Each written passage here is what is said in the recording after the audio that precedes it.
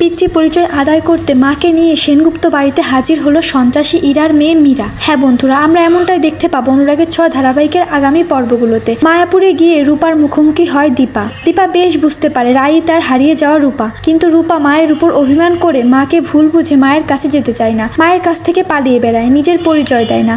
অপরদিকে press media Sengupta বাড়িতে আসে, কিন্তু সূর্য কোনো মতেই প্রেস মিডিয়ার সামনে ইন্টারভিউ দিতে চায় না। এর মধ্যেই জয় উর্মির ঝগড়া শুরু হয়, তবে সূর্য প্রেসের সামনে জয়কে ঠাটিয়ে চড় দিয়ে উচিত শিক্ষা দেয়। জয় রেগে মেগে বাড়ি ছেড়ে চলে যায়, আর উর্মি তার জন্য সূর্যকেই দোষারোপ করতে থাকে। এর মধ্যে হঠাৎই বাড়িতে হাজির হয় একটা ছোট বাচ্চা মেয়ে, যার সাজ পোশাক ভাবভঙ্গি একদম লাবণ্যর মতো, ঠিক যেমন রূপা ছোটবেলায় সাজত। মেয়েটিকে দেখে সবাই অবাক হয়ে যায়। বাচ্চা মেয়েটিকে দেখে সূর্যের মনে হয় তার মায়ের কথা। সূর্য বলে, কে তুমি, তোমার নাম কি? তখন বাচ্চা মেয়েটি বলে, আমার নাম লাবণ্য সেনগুপ্ত, আমি আজ থেকে এই বাড়িতেই থাকবো, এটা আমার বাড়ি। বাচ্চা মেয়েটির কথায় সবাই অবাক হয়ে যায়। তখন উর্মি বলে, কে এই মেয়েটি, উটকো ঝামেলা কোথাকার? উর্মি ধমক দিয়ে বলে, এই মেয়ে বেরিয়ে যায় বাড়ি থেকে। আর তখনই হাজির হয় সন্ত্রাসী ইরা।